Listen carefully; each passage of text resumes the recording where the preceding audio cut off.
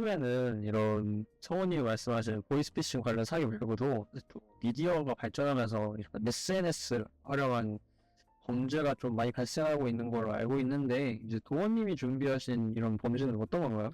네, 제가 준비한 건 이제 딥페이크인데요. 딥페이크에 대해서 제대로 아시는 분들 또는 이제 어느 정도만 아시는 분들을 위해서 좀 더 딥페이크에 대한 개요부터 먼저 말씀을 드리겠습니다. 딥페이크라는 단어는 되게 많이 들어보셨겠지만 사실은 이게 한 유저의 닉네임이거든요. 그래서 2017년 레딧에서 딥페이크스라는 닉네임을 쓰는 유저가 합성 프로그램을 공유했는데 그것이 이름으로 쓰이게 되었습니다. 그러니까 우리나라에도 이런 경우가 있어요. 뭐 대표적으로 로스트아크 하시는 분들은 알 수 있는데 아이스팽이라는 유저가 만든 프로그램이 있거든요. 그래서 그 프로그램도 그냥 아이스팽이라 부르는 경우가 있어요. 그래서 되게 흔한 경우예요. 근데 그게 우연히 딥페이크였고 그래서 딥페이크로 굳어졌다라는 썰이 제일 유력합니다. 그리고 기술이 점점 발전하면서 딥페이크는 이제 프로그램을 뜻하는 걸 넘어서 딥러닝을 통해 가짜인 것처럼 만드는 무언가를 모두 다 딥페이크라 부르게 됐습니다. 그러면은 이런 가짜로 사진을 만들거나 뭐 이런 걸 만드는 것도 다 딥페이크에 해당이 되는 건가요? 네, 그러니까 그렇게 부르고 있어요. 그러니까 원래는 프로그램이었다가 이제 모든 것을 다 통칭하는 말. 네. 가지진 않도. 그래서 틱톡 필터 그런 것도 딥페이크에 들어갑니다. 필터도 그럼 딥페이크라는 카테고리 안에는 들어가는. 네. 새롭게 알게 됐네요, 그것도. 그래서 이제 초창기에는 꽤나 티가 많이 났지만 시간이 지나면서 템플릿대로 원본 영상과 합성할 이미지만 고르면은 클릭 한 번에 그 원본 영상의 이미지를 합성한 사이트가 나올 정도로 엄청난 속도로 발전하고 있습니다. 그러면 이런 딥페이크 기술이 일으키는 문제가 무엇이 있을까요? 일단 딥페이크의 문제점이 맨 처음으로 나타난 사이트가 이제 유튜브인데요. 유튜브에서 딥페이크를 이용해서 그 미국 대선 때였죠. 그래서 그때 그 상황을 완전히 뒤집어 버리는 일이 일어났는데, 그러니까 한 위원이 가짜로 말하게 시켰는데 그 영상이 엄청나게 알고리즘을 탔어요. 그래서 그 이후에 떨어지게 됩니다. 그래서 이 일로 인해서 이제 딥페이크에 대해서 유튜브가 제재를 하기 시작을 해요. 그래서 딥페이크나 아니면 AI를 썼으면은 이 영상 가공된 것입니다라는 태그를 띄워야 되는 그런 게 하고, 그리고 이제 지키지 않을 경우에는 가장 큰 불이익으로 최종 정지까지. 영상이 시작될 때 이제 합성된 콘텐츠는 이제 배너로 이렇게 시작한다. 그러니까 광고 같은 거 든 것도 이제 광고 영상이 되게 처음에 뜨잖아요. 네. 그것처럼. 그리고 실제로 이때 유튜브에서 유튜버들이 굉장히 많은 피해를 봤죠. 저 그런 것도 본 것 같아요. 그 게임 광고인데 아래에다가 이 영상은 AI로 시작된 그런 영상입니다. 네, 무조건. 그런 것도 이렇게 다 포함이 되는 거. 그러면은 이런 제가 딥페이크를 요즘에 이제 많이 들었을 때 가장 문제되는 게 이제 이 기술을 이용해서 음란물을 만드는 영상이 가장 문제가 됐고. 네, 맞습니다. 그러니까 딥페이크 기술은 사실 포르노그래피, 그러니까 음란물 쪽으로 훨씬 유명한데요. 딥페이크가 이제 수면 위로 떠오른 것 자체가 2017년에 겔 가도시라는 여배우의 얼굴과 합성한 동영상을 시초로 하는데 보고 있는데, 겔 가도시 그 옛날에 원더우먼 찍었던 여배우예요. 그래서 2017년부터 이제 딥페이크의 존재에 대해 사람들이 알게 됐고요. 그리고 딥페이크의 기술의 위험성으로 그에 인해 발생할 수 있는 윤리적인 문제에 대한 경각심을 깨우는 계기가 되었죠. 네. 하지만 딥페이크 포르노가 전 세계적으로 유명해지는 결과를 낳기도 했습니다. 그래서 이 이후에 2021년에 트위치 유명 스트리머 아트리옥이라는 사람이 실수로 라이브 스트리머들의 딥페이크 영상을 판매하는 웹사이트를 띄워버려요. 방송 실시간 방송. 네, 그래서 거기에는 이제 친한 여성 스트리머들도 있어갖고 세계적으로 가장 논란이 됐었던 사건이에요. 이건 또 저희로서는 처음 듣는 얘기인데, 네. 그러면은 결국에 이게 딥페이크가 좀 이제 수면 위로 떠오르고 좀 유명해진 거는 결국에 얼마 안 된 거네요. 되게 그렇죠. 한 2년? 네, 2년 3년 정도. 우리나라에도 이런 딥페이크 관련된 문제가 좀 있나요? 일단 우리나라에서 2018년도부터 딥페이크에 대해 사람들이 이제 검색하기 시작을 했는데요. 네. 한 연예인, 그 특정해서 말하면 안 되겠어? 네. 그냥 네, 한 연예인 딥페이크 사진이, 근데 그때 당시에 엄청 논란이 됐었어요. 그래서 이 연예인이 그 아예 방송을 한동안 못할 정도로 굉장히 굉장히 유명한 연예인이었거든요. 그래서 그걸로 알려지기 시작했고, 최근에 이제 텔레그램 딥페이크 유포 사건으로 국민이 알게 됐죠. 그리고 이제 딥페이크 관련해서 검색량에 대해서도 좀 알아봤는데요. 아까 말씀드렸듯이 그 딥페이크라는 단어 자체가 검색이 되는 게 2017년도고요. 그리고 전 세계적으로 가장 많이 검색됐을 때가 아트리오 사건이 터졌을 때입니다. 그걸 100으로 잡았을 때, 네. 그리고 우리나라에서 이번에 텔레그램 사건이 엄청나게 크게 터졌죠. 네. 그래서 그게 66까지 올라갔습니다. 32에서 66으로 치솟는데, 거의 2배네요. 네. 오. 근데 한국에서 딥페이크를 구글에서 검색한 양이 그 세계적으로 딥페이크를 검색한 양과 동일하게 나와요. 전 세계 대 대한민국으로 따졌어요. 근데 우리나라에서 사실 구글을 그렇게 많이 안 쓰거든요. 그쵸. 네이버를 많이. 네, 근데 구글 트렌드는 구글에서 검색한 양만 나오기 때문에 진짜 우리나라에서는 엄청나게 퍼졌다는. 이게 근데 딥페이크 영상을 시청한 사람들이 많은 거랑 별개로 어쨌든 네, 그냥 검색을 한 거예요. 이슈가 된 이후에 검색을 한 걸 수도 있고요. 그렇죠. 그렇다면 이게 왜 이렇게 이슈가 되었는지 이제 최근 우리나라에서 발생한 딥페이크 사건에 대해 좀 자세하게 설명을 해주시죠. 이게 일단 설명을 드리기 전에 전에 이제 정보를 찾는 입장이었어요. 그래서 완전 자세한 건 알 수가 없습니다. 왜냐하면 기본적으로 지금은 경찰이 개입을 했기 때문에 모든 것이 다 막혀 있어요. 그래서 뭐 사진을 찾아보는 건 당연히 안 되지만 찾아볼 수도 없는 상황이에요. 그래서 어느 정도 추측이 가미됐다는 것만 생각을 해주시면 좀 감사하겠습니다. 네. 일단 찾은 자료에 의하면은 일단 2020년도부터 이런 일이 있었다고 해요. 텔레그램으로. 그리고 그게 이게 N번방이 터지고 나서 2년 후죠. 사실은. 그런데 이게 사실 전 세계적으로 딥페이크 포르노에 대한 인기가 생기면서 텔레그램이 엄청 많이 모이게 됩니다. 그런데 우리나라에서는 조금 특이한 방향으로 흘러갔는데, 그 지인 능욕방이라는 쪽으로 흘러가게 돼요. 그러니까 사실 좀 왕따에 가까운 컨셉으로 흘러가게 됩니다. 그러니까 기본적으로 사실 그 딥페이크 포르노를 만드는 이유가 성욕 때문이잖아요. 네. 근데 우리나라에서는 문제가 됐었던 게 그냥 일반인을 포르노 사진에 합성을 해놓고 그걸 갖고 조리돌림을 하는 그런 쪽으로 조금 퍼졌다고 해요. 네, 사실 그런 쪽인 거죠. 그래서 이제 어떤 한 여대생이 그 사실을 듣게 됩니다. 그래서 그거를 이제 조사를 했는데, 그래서 계속 나온 거죠. 계속 하다 보니 피해를 입은 여생이 그 사실 자신의 그러니까 아예 몰랐었는데 그거를 이제 학교를 졸업하고 나서, 심지어 졸업을 하고 나서 그걸 동창에게 들은 거예요. 이런 식으로 너가 쓰이고 있어라는 얘기를 들어서 확신이 그래서 이게 사건이 수면 위로 올라오고. 근데 말했듯이 뭐 이런 조리돌림방도 있긴 하지만 근데 사실 극소수일 것 같고, 그 대부분은 사실 그 텔레그램 봇을 이용한 그 딥페이크였는데, 그냥 사진 한 장이랑 그러니까 얼굴 사진 올리면은 그냥 합성을 해주는 봇이 따로 있어요. 그래서 그걸로 훨씬 많이 퍼진 걸로 예상하고 있어요. 되게 안 좋은 쪽으로 사용을 하게 되네요, 기술.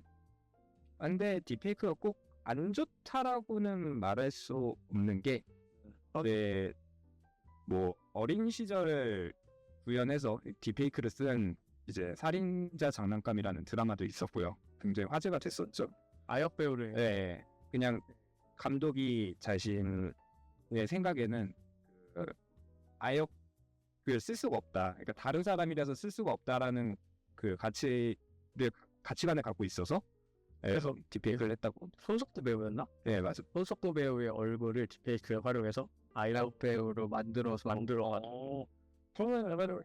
근데 여기서 좀 논란이 됐던 게 아역 배우가 있었습니다. 그 드라마 안에 아예 있었는데 얼굴만 바꾼 거네. 예, 그래서 좀 논란이 되긴 했었죠. 그러면 이것처럼 이 딥페이크 기술을 더 좋은 쪽이나 이제 아니면 실용적인 쪽으로 많이 사용할 수 있지 않을까요? 네, 그래서 뭐 대표적인 사례들이 요새도 많이 쓰이는 거지만 영화에서 이제 더빙을 할 때 입모양을 딥페이크를 해서 그 나라에 맞게 바꾸는 경우도 굉장히 많고요. 그리고 고인의 과거 영상을 추모하기 위해서 딥페이크로 영상을 만드는 경우도 있습니다. 대표적으로 스타워즈가 있었어요. 아 맞아요. 좀 그것도 있었고 저 그것도 하나 알고 있었던 게 그 유관순이었어요. 네. 위인들 사진을 딥러닝해서 이렇게 막 사실처럼 보이게 해줘요. 것도 있었고 사진을 그냥 영상화 해가지고 막 맞아요, 그렇지. 웃는 아주 되게 유명했었던. 그리고 이제 의료용 3D 이미지를 구현하기 위해 딥페이크를 사용하는 경우도 있습니다. 그리고 이제 저는 게임에 관심이 많다 보니까 게임의 몰입도를 올리기 위해서 그 캠에 자기 얼굴을 스캔을 하면은 그거에 맞춰서 캐릭터 얼굴 커스터마이징을 해주는. 자신의 얼굴 게임 캐릭터가 되는. 네. 아직 엄청 흔하진 않지만 그래도 꽤 많은 게임에 지원하고 있는 게임. 이런 식으로 여러 가지 좋은 발전도 있죠. 네. 하지만 오늘은 주제가 주제이다 보니 사기와 범죄에 대해서 좀 더 자세하게 알아보도록 하겠습니다. 저 이 딥페이크 관련해서 사기 범죄 수법 하나 들은 게 있었거든요. 좀 유명한 거였었는데 그 일론 머스크 아시죠? 그거는 이제 사진이 많다 보니까 이렇게 딥페이크를 해가지고 한국의 어떤 한 여성과 딥페이크 관련한 영상 통화를 해가지고 돈을 뜯어낸 사기 수법이 있었다고 하는데 그러면 이제 한국 얘기 그러면 일론 머스크가 하이면 영어로 네. 근데 또 그래서 그때 한번 기사가 막 많이 났었어요. 그래서 딥페이크 이런 기술을 활용해서 사기를 범죄를 하는 경우도 있다던데 이런 게 좀 많이 그런 범죄들이 요새 사실은 딥페이크로 일어난 범죄가 있긴 있는데 아직 이제 딥페이크 자체가 나온 지 얼마 안 됐기 때문에 그리고 이게 사실 걸려야지 뉴스가 나오잖아요. 그쵸. 네, 그래서 이게 그러니까 사기를 당했는데 이게 딥페이크다라는 사실 알려진 것이 몇 개 없어요. 그래서 그 중에서 몇 개를 이제 조사를 해봤는데 이제 CEO의 목소리를 딥러닝해서 그 악센트까지 완전히 똑같이 해서 약 24만 달러를 이체를 한 경우가 있고요. 그리고 화상회의 영상을 딥페이크 영상으로 미리 만들어 두고 화상회의를 하고 있다 착각을 느끼게 해서 돈을 요구한 사건이 있었습니다. 그리고 보이스피싱을 의심하면은 이제 피싱범이 영상통화를 요구하는 뒤에 딥페이크로 제작된 이미지를 활용해 사람을 속이는 기법이 요새 또 나타나고 있다고 하네요. 아까 제가 말한 게 살짝 요쪽에 속하는 것 같아요. 네, 그렇죠. 그리고 유명인의 얼굴을 딥러닝해서 자신을 유명인이라고 지칭하며 투자를 요구해 리డిం방에 가입시킨 후 돈을 뜯어내는 리딩방 사기도 존재한다고 합니다. 네, 다양한 방면으로 또 이 딥페이크 사기가 활용이 돼요. 네, 그렇죠. 사실 딥페이크 자체가 사람을 속이는 쪽으로 발전을 한 거니까요. 그래서 어쩔 수 없이 사기 쪽에도 굉장히 많이 쓰이고 있습니다. 아쉽네요. 그런데 왜 딥페이크가 최근에 이렇게 많이 발생을 하는 걸까요? 그게 바로 누구나 만들 수 있는 그러니까 속칭 딸깍 툴이라는 건데요. 포토샵을 만져보신 분들은 알겠지만 합성티가 나지 않는 거 굉장히 어려운 일입니다. 저가 포토샵을 자세히 아는 건 아니지만 조명, 그림자, 색상 및 톤, 질감의 디테일, 해상도 차이, 뭐 비율 조정, 배경 적합성 등등 따져야 될 게 엄청 많잖아요. 그러니까 기본적으로 합성이 티가 안 나게 하는 건 굉장히 어렵다는 겁니다. 하지만 딥페이크 기술은 그 어려운 것들을 딥러닝으로 대체할 수 있는 거예요. 그러니까 컴퓨터가 대신에 GI에서 그렇죠. 그리고 유명인인 경우에는 이미 고화질 영상이 여러 가지 플랫폼에서 쉽게 구할 수 있기 때문에 사실과 구분하기 힘들 정도로 정교한 결과물을 만들어낼 수 있게 된 거죠. 하지만 포토샵보다 간단하다 뿐이지 이 또한 딥러닝을 시키는 방법을 알아야 합니다. 전문가가 아닌 이상 퀄리티를 내기가 굉장히 힘들어요. 하지만 딥페이크는 프로그램이라는 것입니다. 쉽게 말씀드리면 처음에 딥페이크 프로그램은 완전 백지 같은 상황에 아무것도 없는, 하지만 거기에 이제 누군가가 딥러닝한 데이터를 갖다 넣으면, 그리고 그 프로그램을 공유시키면은 거기에는 그림이 그려져 있는 두 가지가 됩니다. 사실 그럼 정말 한 번에 바로 만들 수 있게 그럼 준비가 된다는 거예요. 프로그램만 잘 다룰 수 그래서 처음에는 이제 프로그램이 그렇게 발전을 하다가 이게 이제 완전 실시간으로 인터넷에서도 바꿀 수 있게끔까지 발전이 됐기 때문에 굉장히 많이 퍼지고 있는 거죠. 그리고 딥페이크는 나온 지 이제 7년이라는 시간이 흘렀기 때문에 수도 없이 많은 훈련을 진행을 했고, 이제 와서는 추가적인 딥러닝 없이도 이미지 한 장으로도 딥페이크 이미지를 만들 수 있는 형태까지 발전하게 된 거죠. 따라서 전문가가 악용할 경우에는 정말 진짜인지 아닌지 구분할 수 없는 정도의 컨텐츠가 제작되기 시작하고, 일반인은 간단하게 만들 수 있는 컨텐츠가 준성 퀄리티를 보장하게 되자 여기저기서 문제가 발생하기 시작을 합니다. 특정 인물의 얼굴을 음란물과 합성하여 피해자의 동의 없이 유포하는 성착취물 제작, 정치인의 얼굴을 조작하여 허위 발언이나 행동을 담은 영상을 제작해서 여론을 왜곡하는 가짜뉴스 생성과 같이 유명인들에게 피해를 주는 경우도 있는가 하면, 일반인의 얼굴을 사용하여 조작된 영상이나 이미지를 만들어 소셜미디어에 퍼뜨림으로써 괴롭힘을 하는 등 모두에게 피해를 주고 있는 상황입니다. 하지만 대다수의 나라에서는 관련법이 존재하지 않아 처벌이 불가해서 더더욱 범람하고 있는 게 현실입니다. 우리나라에서도 빠르게 법안을 만들고 있고요. 그럼 이게 또 최근에 나온 기술이다 보니까 관련된 법안이 또 나오기가 쉽지가 않은 것 같아요. 그래서 처벌이 좀 어려운 거. 그렇죠. 예. 그래서 아직까지도 대부분의 나라에서는 딥페이크를 처벌을 할 수가 없는 상황. 우리나라도 이런 큰 일이 터져서 이게 급주해서 법안을 만들어서 지금 불법이 된 건데, 네. 대부분의 나라에서는 아직까지도 딥페이크로 누군가를 괴롭힌다던가 아니면은 조작을 한다는 것 자체가 불법이 아닌. 그러면 이런 딥페이크를 좀 범죄 같은 걸 좀 예방할 수 있는 게 있을까? 사실 예방이 불가능하다고 생각을 합니다. 그러니까 조사하면서 느꼈는데, 기본적으로 딥페이크 자체가 발전하는 속도가 너무 빠르기 때문에, 그러니까 뭐 지금 알려진 바로는 뭐 사진에 워터마크를 넣는다던가 하는 정도인데, 그것도 조만간 아마 딥페이크에서 뺄 수 있겠죠. 그래서 예방을 하기는 힘들지만 그래도 조금이라도 예방을 하기 위해서는 자신의 이미지나 동영상을 온라인에서 공개하지 않고, 개인정보를 남들과 공유하지 않고, 소셜미디어와 온라인 계정의 보안 설정을 강화하여 해킹이나 정보 유출을 방지하고, 불법적인 컨텐츠나 의심스러운 영상을 접했을 때 즉시 신고하고 클릭하지 않도록 하는 것이 중요합니다. 근데 이게 너무 사실 어찌 보면은 저희가 SNS 자주 하고 있고 개인정보가 솔직히 어디에 이렇게 터져 있을지 모르는데 그거를 예방하는 게 쉽지가 않을 것 같아요. 현실적으로 봤을 때 개인정보를 남들과 공유하는 건 당연히 안 되지만 자신의 이미지나 동영상은 요즘에 개인으로 이제 유튜브도 하는 시대가 됐고 인스타그램도 굉장히 활발하게 하고 일반인들도 릴스 같은 거 굉장히 자주 올리기 때문에 그게 예방하기가 현실적으로 많이 어려운 측면이 있는 것 같습니다. 그러면 이런 피해 같은 거를 만약에 입었을 때 어떻게 조치를 해야 될까? 만약 딥페이크에 피해를 입으시면은 즉시 법적 조치를 고려하고 관련 기관에 신고하는 것이 좋습니다. 그다음에 어떤 기관에 신고해야 되는지는 지금은 경찰청인 거 알겠습니다. 그냥 바로 경찰에 내나 딥페이크라는 기술은 양날의 검으로 현대사에 작용하고 있는데요. 지금 부정적인 면이 훨씬 날카로워 보이지만 반대쪽 날인 긍정적인 잠재력 또한 무시할 수 없다고 생각을 합니다. 그래서 그날이 부각되기 위해서는 기술 악용을 방지하기 위한 강력한 윤리 기준과 법적 장치가 필요하다고 생각합니다.